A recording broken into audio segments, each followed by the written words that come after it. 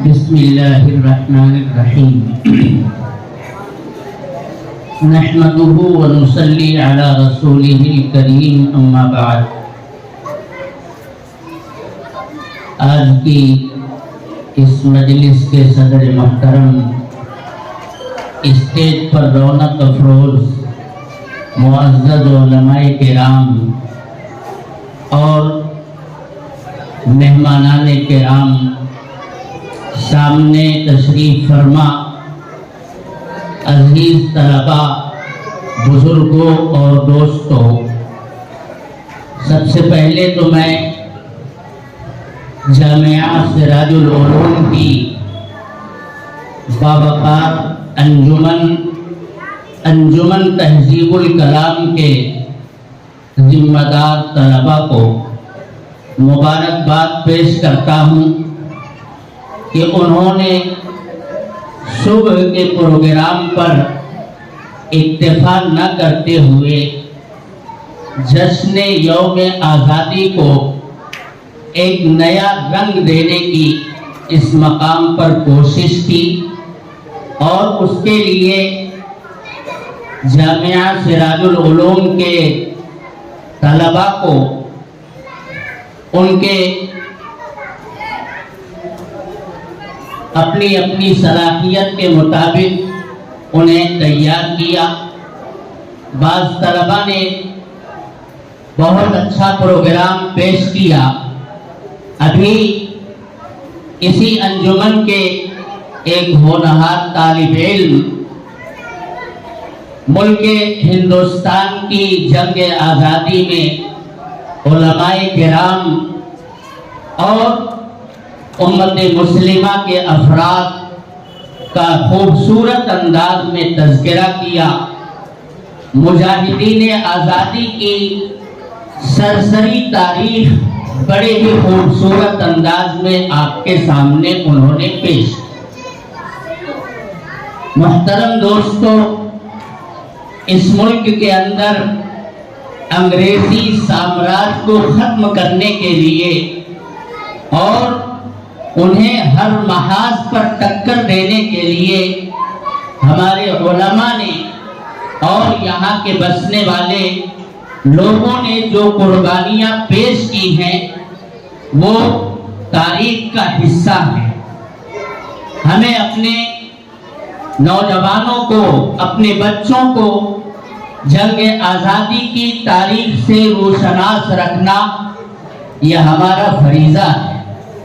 ہمارے بزرگوں نے اگر اس میدان کے اندر وطن کی محبت میں قدم رکھا تھا تو ان کے پیش نظر ایک بات یہ بھی تھی کہ انگریزی سامراج نے ہمارے دل اور دماغ پر حکمرانی کرنے کی کوشش بھی کی تھی، اور ان کا یہ ناپاک منصوبہ تھا کہ اس ملک کی ذہنیت کو تبدیل کر دیا جائے اور ہر ایک کو عیسائی مذہب میں رنگ دیا جائے۔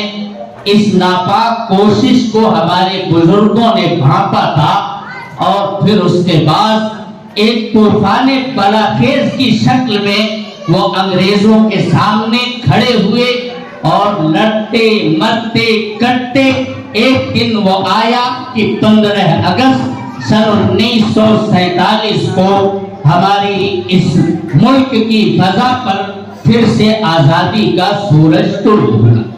ہمارے بزرگوں نے اپنی نسلوں کے تحفظ کے لیے، ان کے ایمان کو، ان کی تہذیب اور ثقافت کو برقرار رکھنے کے لیے جو قربانیاں پیش کی تھی، الحمدللہ آج اس ملک کے آزادانہ طور پر ان کا استعمال کرنے کی طاقت اگر پاتے ہیں تو یہ ہمارے بزرگوں کی جنگ آزادی میں حصہ کشی اور پھر وطن کی تقسیم کے بعد یہاں کے آئین کو سیکولرزم کی بنیاد پر بنوانے میں جو ہمارے بزرگوں نے کردار ادا کیا ہے، یہ اسی کی دین ہے۔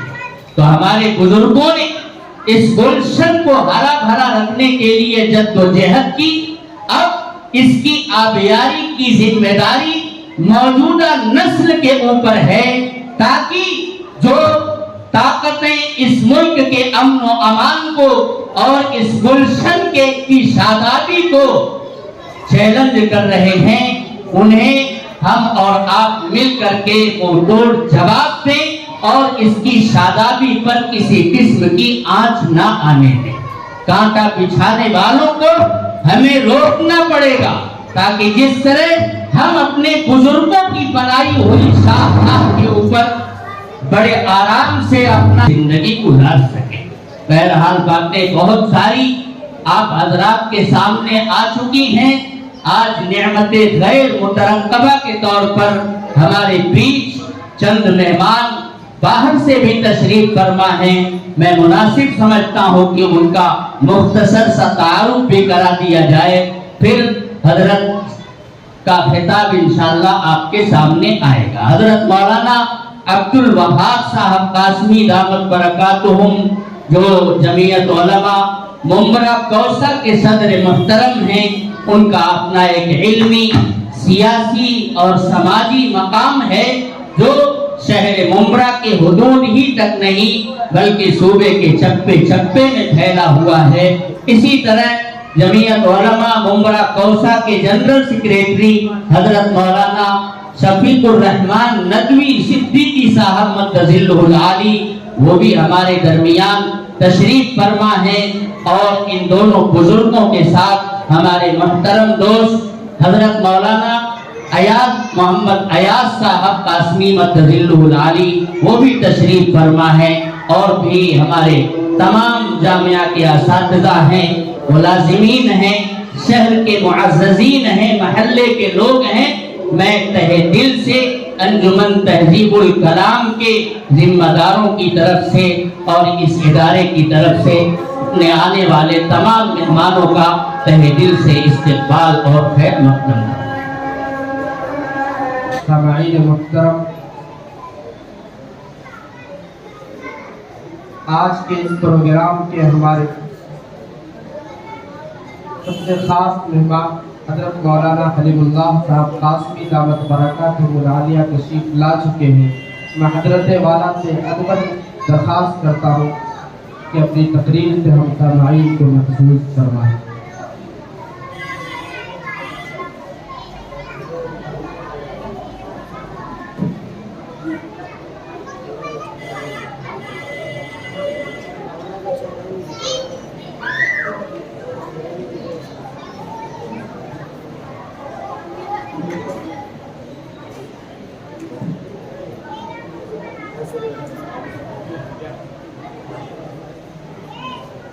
بسم اللہ الرحمن الرحیم، الحمدللہ رب العالمین، والصلاة والسلام علی سید المرسلین وعلی آلہ وصحبہ اجمعین، اما بعد۔ حضرات علماء کرام اور عزیز طلباء، مغرب کے بعد سے آپ کا یہ پروگرام چل رہا ہے، اور جس موضوع پر آج کا یہ پروگرام منعقد ہوا ہے اس سے متعلق بہت ساری تقریریں آپ نے اپنے دوستوں سے سنی ہیں۔ ملک کی آزادی کے لیے ہمارے بزرگوں نے، علماء کرام نے کیا قربانیاں دی ہیں، اس کے بارے میں آپ نے بڑی تفصیل سے تقریریں سنی۔ میں اس موقع پر کچھ ضروری باتیں اور ایسی باتیں آپ سے کہنا چاہتا ہوں جس کی روشنی میں آپ جنگ آزادی کی تاریخ کا مطالعہ کریں۔ آپ طالب علم ہیں، اس موضوع پر آپ اپنے مطالعے کو وسیع کریں،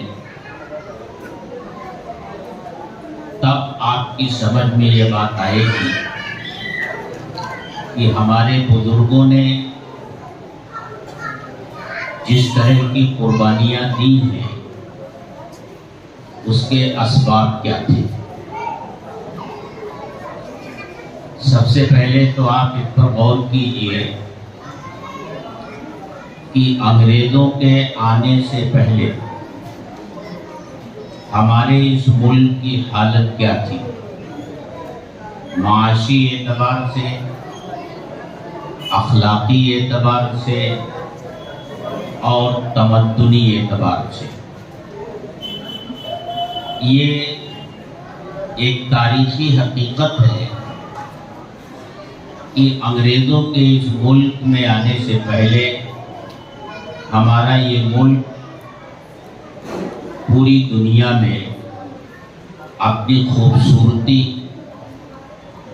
اور اپنی معاشی حالت کے لیے مشہور تھا۔ تاریخ یہاں تک بتاتی ہے کہ سکندر اعظم جو ہندوستان تو نہیں آیا تھا، لیکن ایران میں اس نے اپنے لوگوں سے یہ کہا تھا کہ ہندوستان ایک بہت ہی زرخیز علاقہ ہے، وہاں کے حالات ساری دنیا کے حالات سے بہتر ہیں۔ دنیا کی تمام طاقتیں للچائی ہوئی نظروں سے ہندوستان کو دیکھا کرتی تھی، خاص طور سے مغربی طاقتیں ہندوستان پہنچنے کی جد و جہد اور کوشش میں لگی رہتی تھی، اور ہندوستان پہنچنے کے لیے وہ بحری راستے تلاش کرتی رہتی تھی۔ سب سے پہلے پرتگالیوں کو یہ راستہ ملا، واسکو ڈی گاما 1498 میں کالیکٹ کے ساحل پر اپنے جہاز لے کر اترا، اور پھر تقریباً 1 صدی تک، یعنی 1500 سے لے کر کے 1600 تک پرتگالیوں نے ہندوستان کے ساتھ تجارت کی۔ اس کے بعد جب دوسری یورپی قوموں نے یہ دیکھا کہ پرتگال کے باشندے ہندوستان کے ساتھ تجارت کرنے کے نتیجے میں خوشحال ہو رہے ہیں، تو پھر انہوں نے بھی ہندوستان کا رخ کیا۔ برطانیہ کے 101 تاجروں نے مل کر کے 30,000 پاؤنڈ کا سرمایہ اکٹھا کیا، اور برطانوی حکومت سے خصوصی اجازت لے کر کے ہندوستان میں تجارت کرنے کا سرٹیفکیٹ حاصل کیا، اور 1601 میں ان کا پہلا جہاز ہندوستان پہنچا۔ ابھی باقاعدہ ان کی تجارت یہاں سے شروع نہیں ہوئی تھی۔ یہ زمانہ ہندوستان میں جہانگیر کا دور حکومت تھا۔ ایسٹ انڈیا کمپنی نے جہانگیر کے دربار میں حاضری دے کر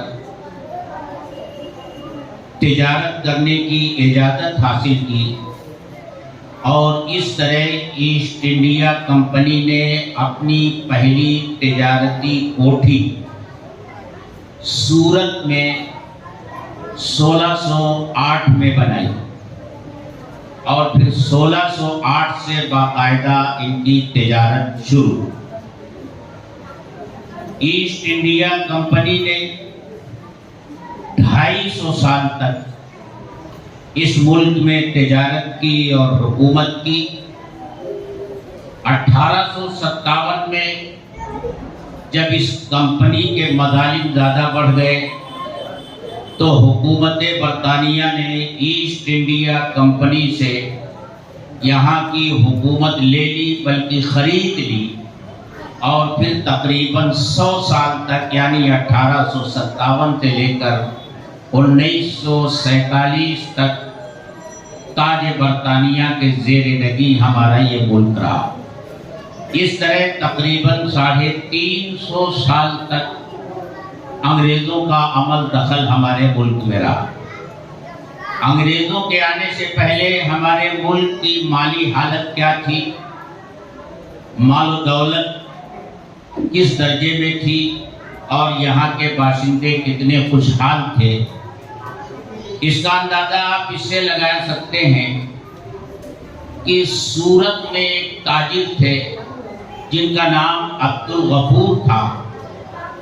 اس اکیلے تاجر کے پاس اتنا سرمایہ تھا جتنا ایسٹ انڈیا کمپنی کے 101 تاجروں نے مل کر اکٹھا کیا تھا، یعنی 30,000 پاؤنڈ سے زیادہ اکیلے ایک مسلمان تاجر جو سورت کے رہنے والے تھے ان کے پاس سرمایہ تھا۔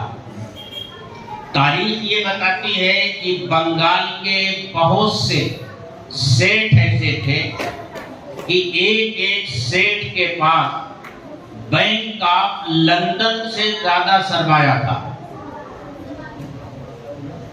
اس کا اندازہ آپ اس سے بھی لگا سکتے ہیں کہ اکبر کے زمانے میں جو سکے چلتے تھے سونے اور چاندی کے، صرف سونے کے جو سکے تھے جس کو اشرفی کہا جاتا تھا وہ 8 قسم کے تھے اور مختلف وزن تھا ان کا۔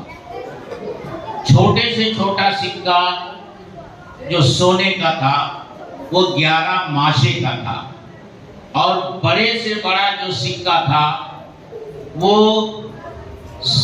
102 تولہ سونے کا تھا۔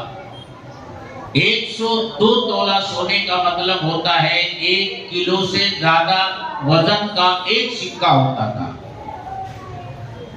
سونے کا سکہ، پوری اینٹ اور پوری سل ہوتی تھی۔ اسی طرح 90 کا بھی ایک سکہ ہوتا تھا، 8 سکے اس طرح چلتے تھے۔ جہانگیر کے دور میں بھی 8 قسم کے سونے کے سکے ہوتے تھے۔ سب سے بڑا جو سکہ تھا سونے کا اکبر کے دور میں یہ 102 اس کا تھا، اور اس کے زمانے میں 100 کا تھا۔ اس سے اندازہ لگایا یہ تو سونے کی حالت تھی۔ چاندی کی بھی حالت یہی ہوا کرتی تھی۔ تاریخ یہ بتاتی ہے کہ اس زمانے میں جو صراف ہوتے تھے بازار میں ان کی جو دکان ہوتی تھی، سونے اور چاندی کے سکوں کا ڈھیر اس طرح لگا رہتا تھا جس طرح ہمارے یہاں منڈیوں میں اناج کا ڈھیر لگتا۔ اورنگزیب کے زمانے میں یہ حال تھا کہ جب اورنگزیب کے ہاتھ میں حکومت آئی تو انہوں نے سرکاری خزانے کی جانچ اور پڑتال کا حکم دیا، اور یہ حکم دے کر کے وہ سفر پر چلے گئے۔ 6 مہینے تک 1000 سے زائد آدمیوں نے چاندی کے سکوں کا وزن شروع کیا۔ 6 مہینے تک وزن کرتے رہے۔ جب اورنگزیب واپس آئے تو پتہ چلا کہ ابھی خزانے کے 1 کونے کا وزن ہوا ہے چاندی کے سکوں کا، سونے کے سکوں کا تو وزن ابھی باقی ہے۔ کس قدر سونا تھا ہمارے ملک میں، یوں ہی ہمارے ملک کو سونے کی چڑیا نہیں کہا گیا تھا۔ یہ حالت تھی ہمارے ملک کی، اور اس کی وجہ یہ تھی کہ حضرت آدم علیہ السلام سے لے کر اور انگریزوں کے آنے سے پہلے ہندوستان کا روپیہ کبھی ملک سے باہر نہیں گیا۔ सोने चांदी के सिक्के, जरो जवाहरात लोग बाहर से लेकर आते थे। यहाँ से जड़ी बूटियां, मसाले जात और दूसरी चीजें खरीद कर ले जाते थे। इसलिए सोने चांदी और जवाहरात के ज़खायर यहाँ भरपूर जमा हो गए थे। ये हालत थी हमारे मुल्क की। लेकिन जब ईस्ट इंडिया कंपनी तिजारत के लिए इस मुल्क में आई तो ईस्ट इंडिया कंपनी ने 250 साल तक तिजारत और हुकूमत के नाम से इस मुल्क में गुजारे। ईस्ट इंडिया कंपनी के दौर को हम 3 हिस्सों में तकसीम कर सकते हैं। एक हिस्सा जो 150 साल पर मुहित है। ईस्ट इंडिया कंपनी सिर्फ एक ताजिर की हैसियत से हमारे मुल्क में रही, यानी 1608 से लेकर के 1757 जंग प्लासी तक ये 150 साल तक ये सिर्फ ताजिर के पहलू में रहे।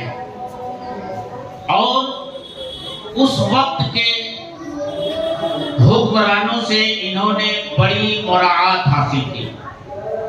एक मुराआत तो, एक सहूलत तो इन्होंने ऐसी हासिल कर ली कि जिसने हिंदुस्तानी ताजिरों की कमर तोड़ कर रख दी। उसका वाकया ये हुआ कि उस वक्त का जो शहंशाह था दिल्ली में फर्रुख, उसकी बेटी जल गई।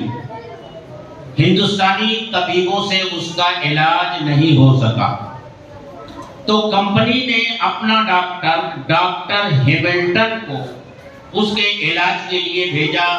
उसने इलाज किया, बच्ची सेहतयाब हो गई तो फर्रुख ने उसको ज्यादा इनाम देने की कोशिश की, जरो जवाहरात देने की कोशिश की। उसने जरो जवाहरात लेने से इनकार किया और ये मांगा कि ईस्ट इंडिया कंपनी की तिजारत पर गवर्नमेंट जो महसूल लगाती है वो खत्म कर दिया जाए। वो महसूल खत्म कर दिया गया। हिंदुस्तानी ताजिरों के जिम्मे वो महसूल रहा, लेकिन ईस्ट इंडिया कंपनी की तिजारत से वो महसूल खत्म कर दिया गया, जिसकी बुनियाद पर पूरे मुल्क की तिजारत उनके हाथ में आ गई। और फिर उन्होंने हिंदुस्तान में जिस तरह की लूट और घसोट शुरू की, मुअर्रिखीन ये लिखते हैं, उसकी मिसाल देते हैं, जैसे एक दरिया बह रहा हो जिसका रुख हिंदुस्तान से इंग्लिस्तान की तरफ हो और पूरा सरमाया हिंदुस्तान का इंग्लिस्तान जा रहा। जुल्म ये था कि इस जमाने में ईस्ट इंडिया कंपनी या बरतानी गवर्नमेंट जहां भी कोई लड़ाई लड़ती थी उससे जो फायदा होता था वो इंग्लैंड जाता था और जो नुकसान होता था वो हिंदुस्तानी हुकूमत के जिम्मे लगा दिया जाता। हिंदुस्तान कर्ज में डूबता चला गया। यहाँ की दौलत पूरी मुंतकिल होकर के बरतानिया चली गई। बरतानिया के वो शहर, मुअर्रिखीन ये बताते हैं कि बंगाल का शहर मुर्शिदाबाद लंदन से कहीं ज्यादा खूबसूरत था और उसके ताजिरों के पास लंदन के ताजिरों से कहीं ज्यादा मालो दौलत थी। ये सूरत हाल थी। लेकिन फिर बरतानिया और उसके शहर आबाद होते गए और हिंदुस्तान गुर्बत और अफलास में मुब्तला होता चला गया। इस तरह लूटा अंग्रेजों ने हमारे इस मुल्क को।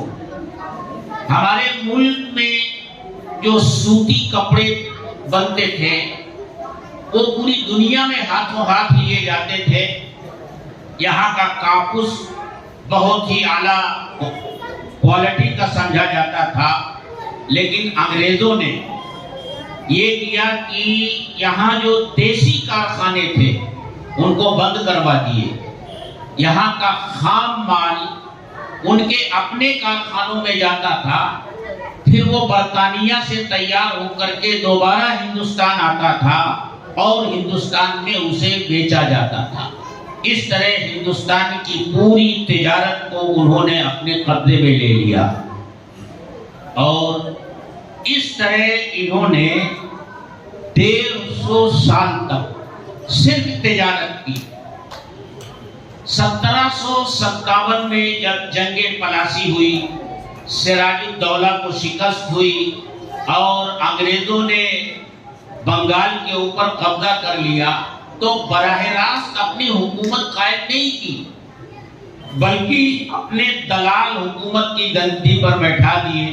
پھر ان کا طریقہ یہ ہو گیا کہ ایک دلال کو بیٹھاتے تھے اور اس کے ذریعے حکومت کا خون چوستے تھے، اور جب سمجھتے تھے کہ اب یہ ہمارے کام کا نہیں رہا تو اس دلال کی جگہ دوسرے دلال کو بیٹھا دیتے تھے۔ جیسے پہلے میر جعفر کو بیٹھایا اور اس کے بعد میر قاسم کو بیٹھایا، اور اسی طرح بدلتے رہتے تھے۔ یہاں کرناٹک میں محمد علی کے ساتھ یہ ہو رہا تھا، اور وہاں نواب سراج الدولہ کے بعد وہاں کی حکومت کے ساتھ یہ کر رہے تھے۔ تو جو 1757 سے لے کر کے 1833 تک یہ تاجر بھی رہے، اور اس طرح حکومتوں کا تختہ بدل بدل کر کے مال و دولت حاصل کرتے رہے۔ 1833 میں حکومت برطانیہ نے ان سے ہندوستان میں تجارت کرنے کا حق چھین لیا۔ پھر یہ 1833 سے لے کر کے 1857 تک صرف حکمراں رہے، انہوں نے حکومت کی، اور 1857 میں جو جنگ آزادی لڑی گئی، اس کے بعد جو انہوں نے مظالم ڈھائے، جس کا ذکر برطانیہ کے پارلیمنٹ میں بھی ہوا، اور اس وقت برطانوی حکومت نے ایسٹ انڈیا کمپنی سے کہا کہ اب تم ہندوستان پر حکومت نہیں کر سکتے، اب یہاں ہم حکومت کریں گے۔ ایسٹ انڈیا کمپنی نے یہ کہا کہ ہم نے اس ملک میں بہت سرمایہ لگایا ہے۔ برطانوی گورنمنٹ نے کہا کہ جتنا سرمایہ تم نے لگایا ہے ہم تمہیں دیں گے۔ اس کا اندازہ اس وقت لگایا گیا کہ 4 کروڑ 60 لاکھ پاؤنڈ برطانوی گورنمنٹ نے ہندوستان کو ایسٹ انڈیا کمپنی سے 4 کروڑ 60 لاکھ پاؤنڈ میں خرید لیا۔ اب حکومت براہ راست برطانیہ ہندوستان میں کرنے لگا، لیکن اس میں تماشا کیا ہوا؟ 4 کروڑ اور 60 لاکھ پاؤنڈ کے ذریعے ہندوستان کو خریدا گیا، اور یہ پاؤنڈ کس سے دلوائے گئے؟ ہندوستانیوں سے دلوائے گئے۔ برطانوی گورنمنٹ نے نہیں دیا، ہندوستان کے ذمے قرض لگا دیا گیا، اور یہ ہندوستان سے ہی وصول کیا گیا۔ اس کی مثال ایسے ہوئی کہ جیسے بکری بیچی گئی اور بکری ہی سے کہا گیا کہ تو اپنی قیمت بھی دے۔ اتنے مظالم ڈھائے گئے۔ پھر اس کے بعد انگریزوں کے آنے سے پہلے ہمارے ہاں سماجی جو تانا بانا تھا وہ بے مثال تھا، یہاں کی اخلاقی حالت بہت ہی درست تھی، لیکن ایسٹ انڈیا کمپنی کے آنے کے بعد سماجی تانا بانا بھی بکھر گیا، اور بد اخلاقی کا دورہ ہو گیا، کیونکہ ایسٹ انڈیا کمپنی نے برطانوی گورنمنٹ سے یہ معاہدہ کر رکھا تھا کہ ہندوستان میں کمپنی کے اندر کام کرنے کے لیے کسی اچھے آدمی کو نہ بھیجا جائے، ہم اپنے طور سے آدمی اپنی کمپنی میں رکھے گئے۔ اس طرح برطانیہ میں جتنے چور تھے، اچکے تھے، بدماش تھے، زانی تھے، قاتل تھے، شاطر تھے، سب کو جمع کر کے ہندوستان میں کمپنی کے اندر لگا دیا گیا۔ یہ چور، اچکوں، ڈاکوؤں اور قاتلوں اور بدماشوں کی ایک فوج تھی جو ہندوستان میں آ گئی، اور ایسے لوگوں کا جو کردار ہوتا ہے انہوں نے وہ کردار ہندوستان میں ادا کیا، جس کی وجہ سے یہاں کا سماجی تانا بانا بھی کر گیا، यहाँ की जो अखलाकी हालत थी वो भी दिगरगुं हो गई। मिलजुल कर रहने का जो एक तरीका चला आ रहा था उसमें भी फर्क पड़ा। इन सारी हालतों को देखते हुए कि हिंदुस्तान को किस तरह लूटा गया, हिंदुस्तान को अखलाकी और समाजी एतबार से किस तरह बर्बाद किया गया और हिंदुस्तान में मजहबी आज़ादी को किस तरह छीना गया और अंग्रेजों के आइंदा अज़ाइम क्या हैं, इन हालात को देखते हुए जब अंग्रेजों ने ऐलान किया कि अब हुक्म कंपनी बहादुर का होगा, तो हज़रत शाह अब्दुल अजीज मुहद्दिस देहलवी रहमतुल्लाह अलैह ने ऐलान फरमाया कि हिंदुस्तान गुलाम हो गया, अब जंग आज़ादी हर मुसलमान के ऊपर फर्ज हो गई। जंग आज़ादी हमारे बुजुर्गों ने किस जज्बे से लड़ी है, उस जज्बे का भी आपके इल्म में रहना चाहिए। ये सिर्फ वतन की मोहब्बत नहीं थी जिसने हमारे बुजुर्गों को इतनी बड़ी बड़ी कुर्बानियां देने के लिए आमादा किया, बल्कि वो जज्बा क्या था वो हजरत शेखुल हिंद के उन जुमलों से पता चलता है जो उन्होंने 1920 के अंदर दिल्ली के अंदर जमीयत उलमाए हिंद के दूसरे इजलास में खुतबे सदारत में कहा था। आपने इरशाद फरमाया था कि इस्लाम सिर्फ इबादत का नाम नहीं है।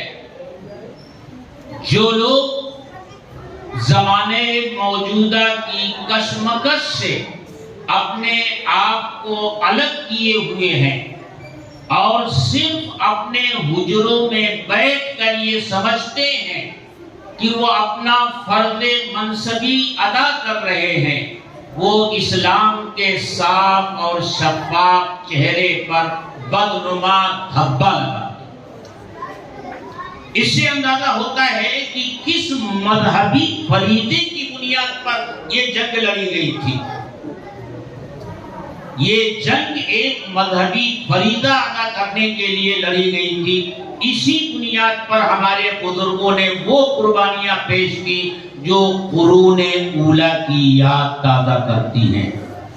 इस तरह आप जंग आज़ादी का मुताला वहां से शुरू कीजिए कि ईस्ट इंडिया कंपनी क्या थी, वो हमारे मुल्क में कब आई, उसने क्या क्या तबाहियां हमारे मुल्क में फैलाई और किस किस तरह हमारे मुल्क को लूटा, उसके नापाक अज़ाइम क्या थे।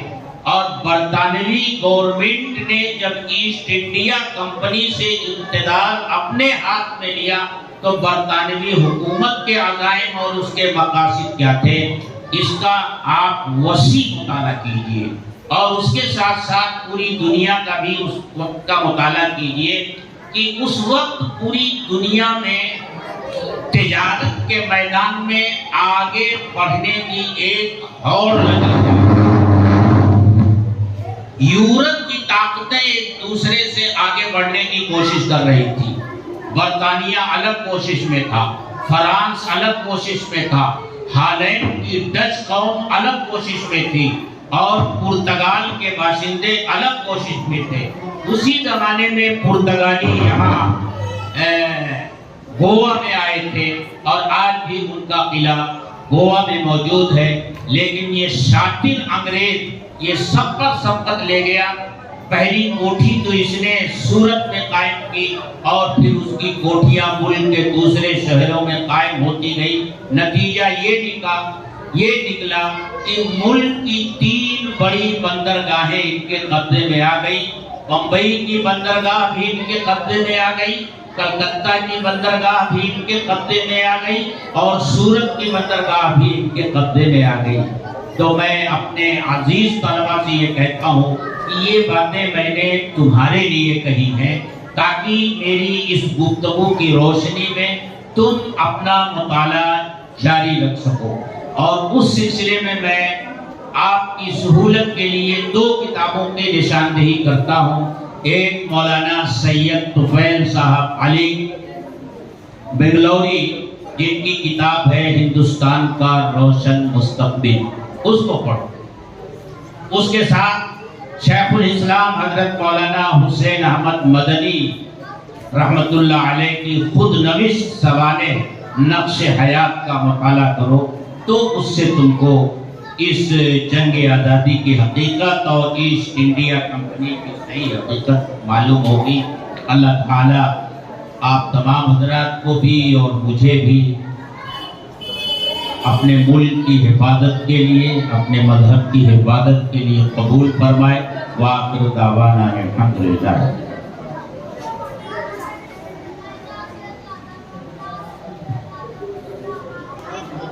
सामाईन मोहतरम, आज के मेहमान खुसूसी हज़रत मौलाना अब्दुल वहाब कासमी दामत बरकातुहुल आलिया से बहुत ही अदब और एहतराम के साथ दरख्वास्त करता हूँ कि अपनी दुआ से इस मजलिस का इख्तिताम फरमाएं।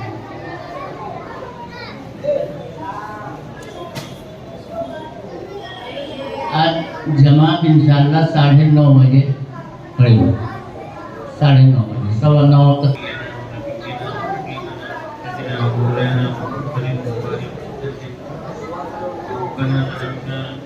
فإن لم تغفر لنا وترحمنا لنكونن من الخاسرين.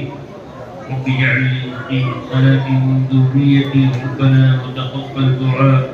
ربنا اغفر لي ولوالدي وللمؤمنين يوم يقوم الحساب. رب ارحمهما كما ربياني صغيرا. اللهم إنك عفو كريم تحب العفو فاعف عنا يا كريم. اللهم أنجز وعدك وكان حقا علينا نكون المؤمنين.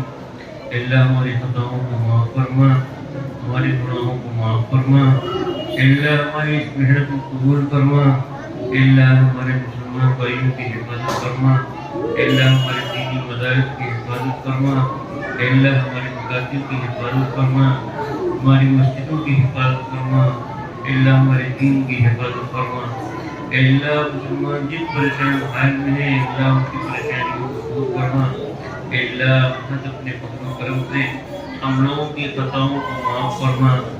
صلی اللہ تعالی علی خیر خلقہ سیدنا و شفیعنا و نبینا و حبیبنا و مرشدنا و مولانا محمد مبارک وسلم اجمعین برحمتک یا ارحم.